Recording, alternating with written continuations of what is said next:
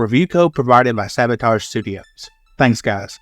I've had my eyes on Sea of Stars since I played the Nintendo Switch demo a few months ago. Once I played it, I fell in love with the game. Not only is it an RPG, which is one of my favorite genres, but it's very reminiscent of classic games on the Super Nintendo. Here are my thoughts on Sea of Stars.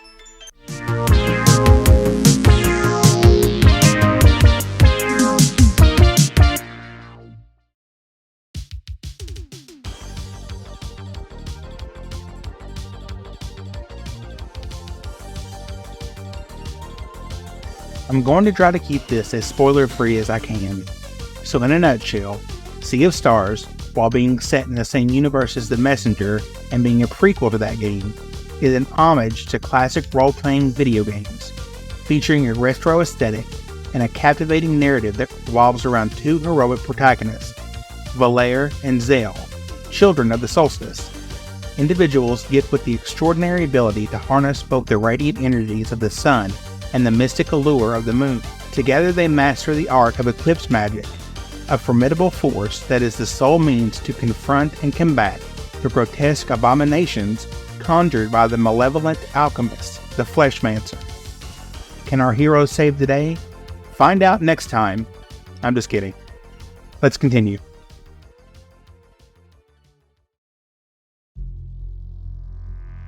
First off, the combat system is a real standout. It's not just your typical turn-based combat. It's engaging and dynamic. You've got timed hits, multi-character combo attacks, and a cool boosting mechanism. But what really sets it apart is the lock system. This lets you get strategic by messing with different damage types to throw a wrench in your enemy's plans when they're gearing up for powerful attacks or spells. It's all about keeping you immersed in the action, and you'll love that there are no random encounters, no abrupt transitions to separate battle screens, and definitely no tedious grinding. Traversing the game world is an absolute breeze.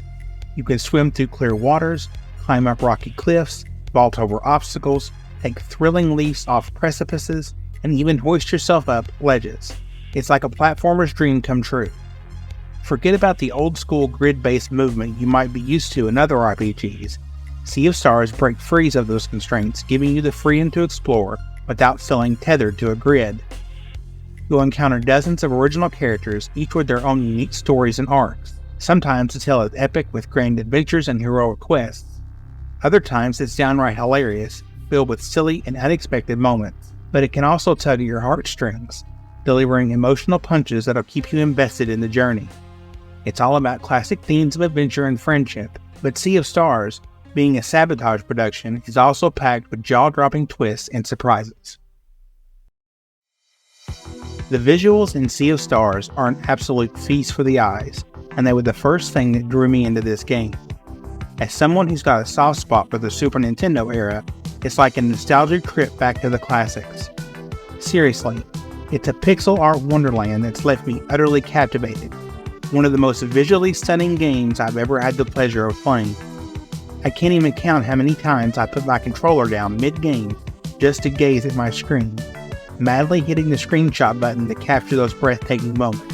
But what takes the cake here, especially when we're talking about the game's environments, is the sheer level of awe-inspiring detail.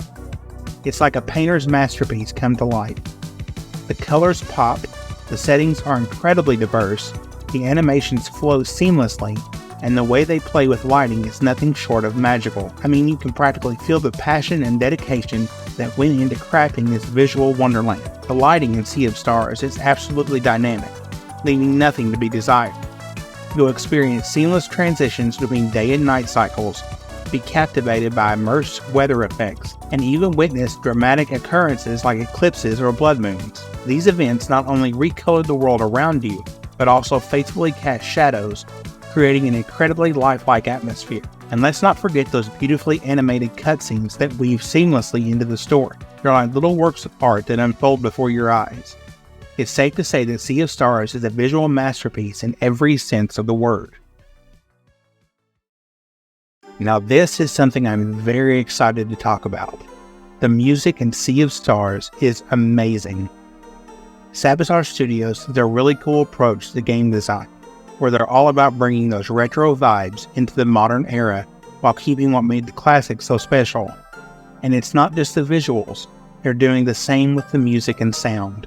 By taking those instantly recognizable Super Nintendo instruments and making them the stars of the show in every piece of music, they're not limited by the old school track constraints. No, they're adding more layers and using modern production techniques to take the audio to a whole new level. Now here's where it gets more interesting. They're tailoring the audio experience to match the gameplay. When you're wandering to the game's outdoor areas, there are two parallel soundtracks, one for daytime and one for nighttime. It's all about creating an immersive feeling as you explore different areas, and the game seamlessly transitions between day and night. But you know what's even better? The audio production for Sea of Stars is a team effort.